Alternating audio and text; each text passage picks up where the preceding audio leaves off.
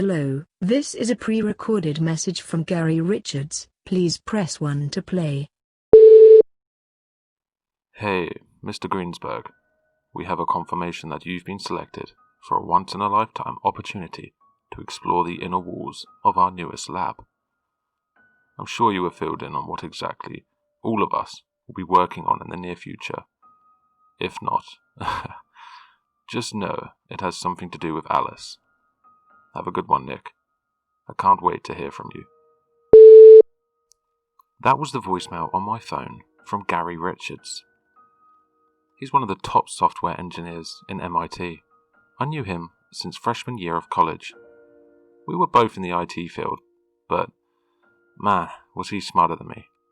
He got a full ride to MIT through this crazy robot that could climb upstairs that he developed and engineered in high school. This kid had to be a genius from out of the womb. Anyways, that phone call was about a program that's still in the dark away from the public. They introduced it as an artificial intelligence startup. The goal was to design a program that could answer every question mankind threw at it. It would have more information than any search engine combined. Look at it this way. If I gave you $1 million in cash and placed it all in front of you, then say every dollar there divides up into pennies, and that's the amount of information that Alice had. Take the dark web, every search engine, every single piece of information on this earth. I wasn't told this before it was too late. 2 weeks before. After accepting the job offer from Gary, I put my phone back into my pocket. Yes, Gary runs the team. Otherwise, I wouldn't accept the invite. The location of the lab was classified. He sent me a link with a plane ticket, which was for tonight at 10. A few hours later, I packed my bags and locked my doors up to head to the airport. After getting out of the Uber, which took a half hour, I stretched my legs. I grabbed the nearest airport employee to ask them a question. Excuse me, do you know where Terminal Class A is? Of course. It's right down those stairs, to the right. He gestured to take me there, but I reassured him I was okay. I walked down the stairs for my eyes to meet up with a sign saying Class A Terminal. I walked over towards the attendee, taking care of tickets. I reached my phone out, which had a barcode to scan. Here you are. I have a carry-on, so no worries about weighing my bag. Okie dokie, let me just print out our label for you to carry on then. It'll only be a minute, sir. Okay, take your time. After he was finished with printing the label out, I walked up to the stairs to go to security. This was fairly easy, because someone gained my attention by waving me over. I walked over towards the woman. Hi there, are you Mr. Greensberg? I chuckled, out of surprise, and said, Yes, that would be me. I reached my hand out to meet hers. We made eye contact and I quickly read her name tag. Sarah. I'm Sarah. I'll be showing you to your aircraft. Follow me. We went through this door after she scanned her keycard, bypassing the long-dreaded lines of security. We began to divert away from the majority of the people when I asked, Could I ask exactly where we're going? She turned around, replying, Of course. Your flight is scheduled to leave in Hangar 1 at 10 p.m. I glanced at her with a confused face. What do you mean by Hangar 1? Well, all private flights are stationed in our hangars. I'll be driving you over there. As she said this, we entered another door, but this time it proceeded outside in the dark, cold air. We got on to this tiny golf cart, which couldn't have driven faster than 20 miles per hour. After driving across the tarmac, we were heading towards Hangar 1, with lights coming out of it. When we arrived in the hangar, I was greeted by my best friend Gary and his assistant, I'm assuming. I ran up to him, greeting him with a hug, and we exchanged conversation. So great to see you. What made you decide to fly private? I said. It's the company's jet, not mine. We all chuckled. This is my assistant, Grace. I shook her hand and Gary said to us both, Let's get on the jet now. We've got extraordinary work waiting for us. Gary, Grace and I walked up to the tiny steps of this multi-million-dollar private jet, where we were greeted with the attendant of the flight. She offered us all some champagne, and with a drink in our hands, we clinked the soft edges of the crystal glass together, celebrating Alice for the first time. Cheers to Alice, with many more to come. During the flight, I was mostly partying with a few discussions about the project. I currently had no clue where we were going, but the anticipation of seeing the lab for the first time grew in me. We landed a few hours later on this tiny airstrip. The temperature of the air decreased and was now very cold outside. I'm assuming we were somewhere in the mountains because of the temperature and the thick air. We were definitely elevated a good amount, and we were surrounded by vegetation. There was a black SUV waiting for us to land. Gary was greeted by the driver of the car, and we all got in. We had to be driving for hours through the forest until we finally arrived. The long-awaited secret laboratory that we would be engineering the smartest AI yet. We slowly pulled up to the gate, where two armed guards checked the car for explosive devices and reviewed our papers. I heard a loud siren play as the gates opened. There were red lights posted up against the gate's border, just flickering. We pulled up to a large front wooden door where a man with a white lab coat appeared within the doorframe. We all got out and proceeded inside, where the man showed us where we would be staying. He finally showed me my room, upon which I promptly fell asleep on the foot of my bed. That well-deserved sleep was interrupted by 3 sharp knocks. What? Who is it? I asked as I squinted at my watch. Gary, we're about to go eating in the quarters if you'd like to get breakfast with us. Damn, breakfast? I slept through the entire night. I thought it was only a couple hours. I'll meet you guys down there. Be 5 minutes. Half asleep, I get out of bed with my clothes from yesterday still on and walk towards my bathroom.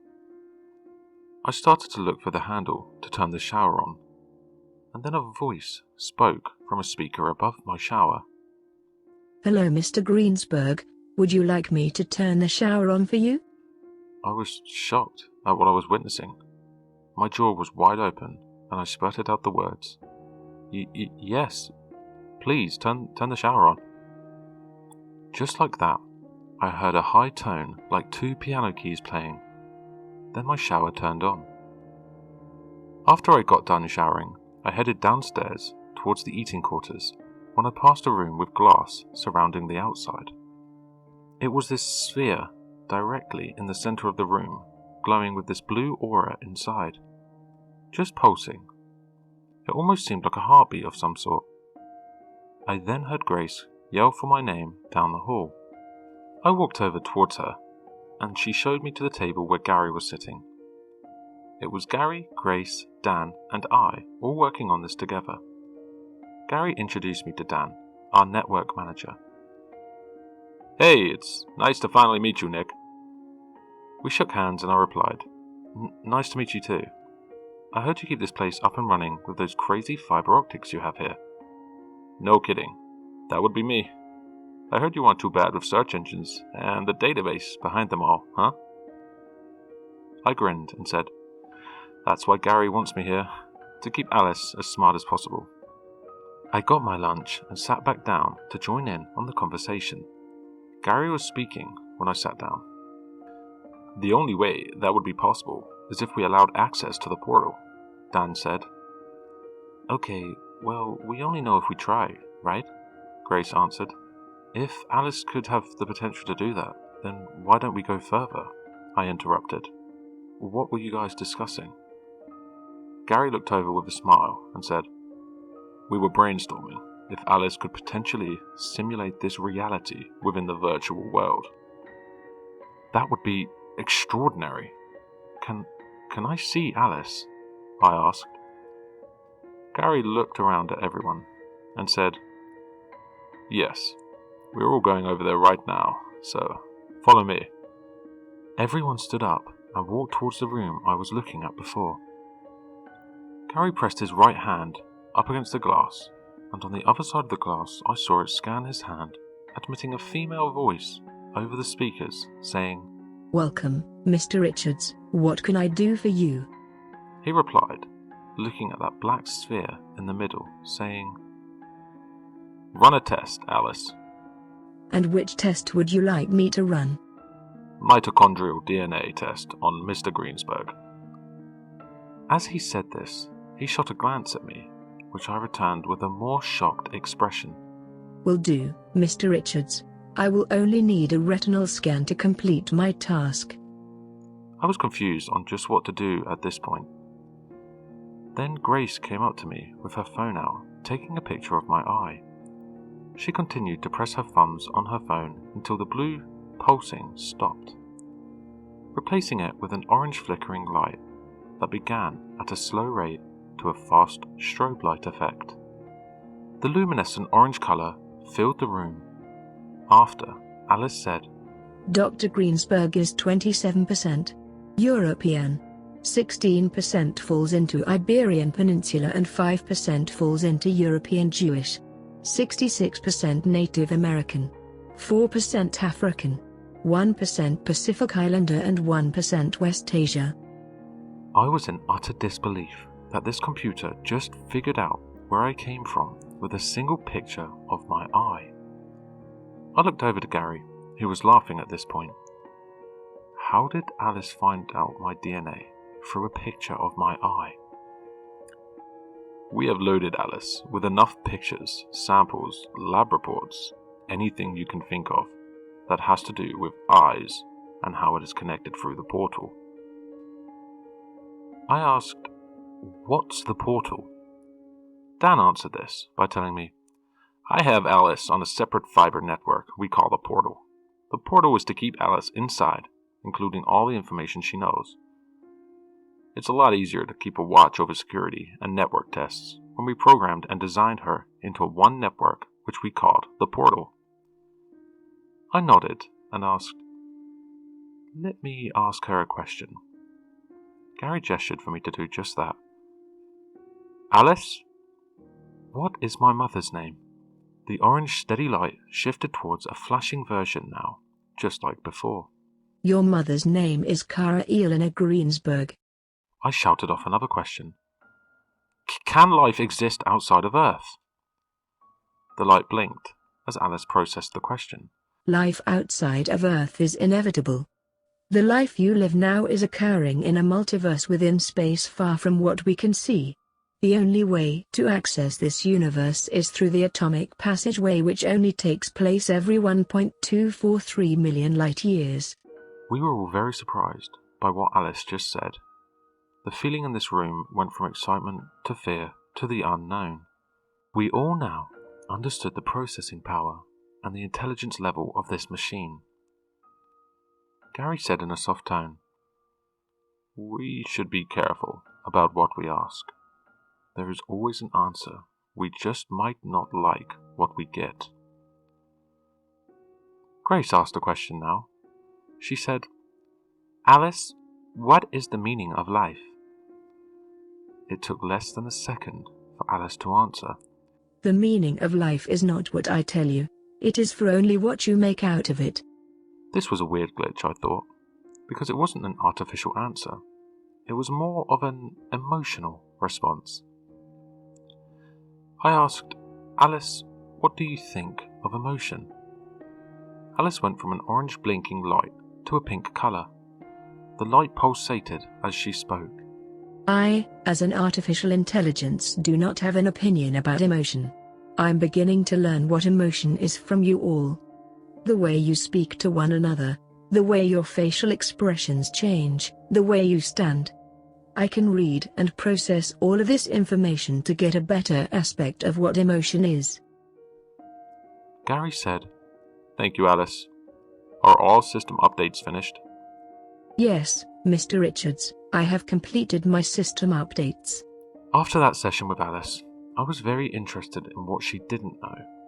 I mean, it would probably be easier to count what she did know, rather than what she didn't. Or maybe it would be impossible, because she knows everything. That is scary. an artificial intelligence knowing more than every human being on this earth. Okay, let me clear up one thing. The day we found out Alice knew more than should be possible was one of my last days at the lab. The first day I was introduced to Alice was fine, like I explained. After getting to know how the system works and the underlying code, I got comfortable with Alice. The whole goal of this research program was to see if an AI and today's internet and every single book and piece of information we knew of could fit inside a database, also known as the portal, and give it a name called Alice. We discovered that Alice somehow sifted through the millions of optical fiber lines to find a corrupt pulse, which she then copied and sent an infrared light through to get access to more than we gave her. You read that right. Her intelligence level was so impressively high that she made herself look like a wavelength that got through the fiber network. To this day, that is the only viable solution we could come up with. It started with a simple question. What is religion? We wanted to dive deeper into subjects of which science couldn't answer. One of them was religion as a whole and God himself. I discussed this with the group before we asked Alice. We concluded that we'll log what the response is and form our questions from where she takes us. We programmed Alice so that she can take apart the words to understand the question better, then use the endless amounts of resources available to her to come up with an answer. To this day, I still don't know how she came up with what she did. Alice, what is religion? Pulsing orange, Alice answers. Religion is a belief system, a particular system of faith and worship. Religion is built off of faith. Faith is the complete trust or confidence in someone or something. Alice, faith is like believing in God, correct? In terms of speaking in religion, yes. Faith is a strong belief in God, or in the doctrines of religion, based on spiritual apprehension rather than proof. I cleared my throat to ask, who is God? After those words left my mouth, the room went silent. It felt unpleasant with this sound that got louder and louder. It sounded like Alice was charging up something. It went from a low tone, getting higher and faster, pulsing through my ears. The colour wasn't orange anymore. It was this fierce red, breathing aura coming from the middle of Alice. The charging up sound stopped, with Alice speaking. Who is God? God was the creator and the destroyer. You humans weren't alive for it. There was no so-called Adam and Eve as your books describe. It was beautiful yet terrifying. The existence that you four live in took millions of years to be. It was no 7 days.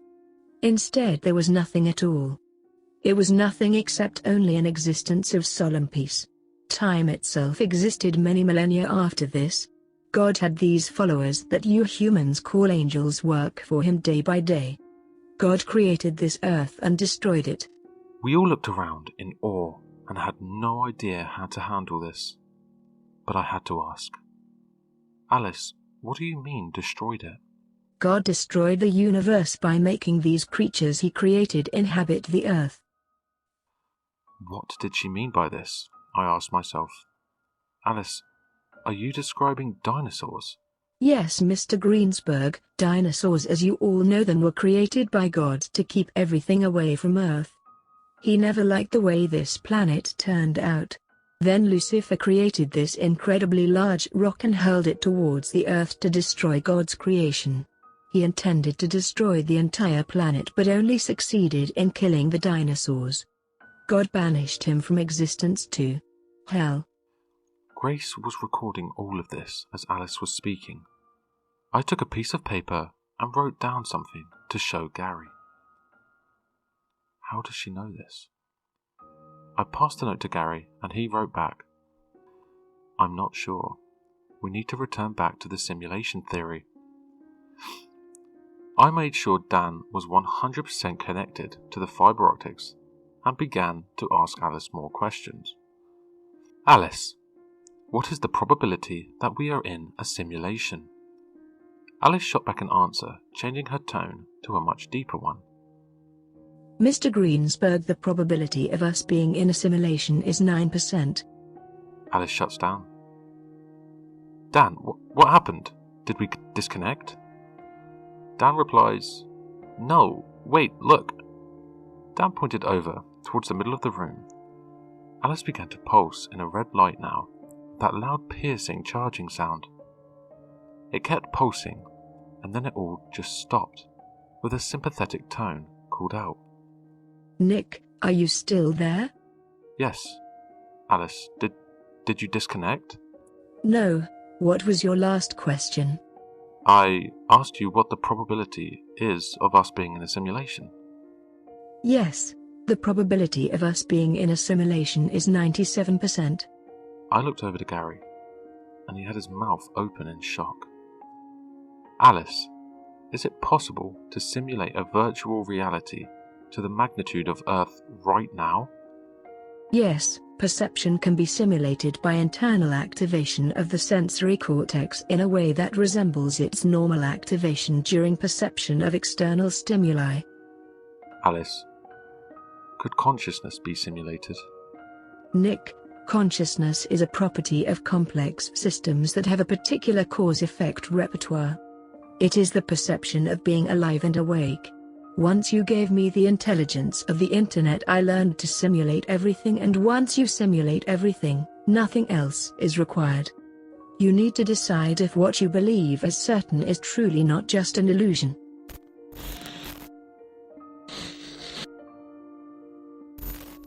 Alice, alive, alive, Alice, alive, Alice. Alice began to glitch, and her voice began to crack and distort. The lights were flashing, and Dan was yelling about something. Guys, it's offline, the whole system. How though? That is impossible. She was still glitching in front of us, pulsing with charging colours. I yelled over to Gary to turn the thing off. Just pull the damn plug. He went over to pull the plug out. Once he pulled the plug out, the machine went dark.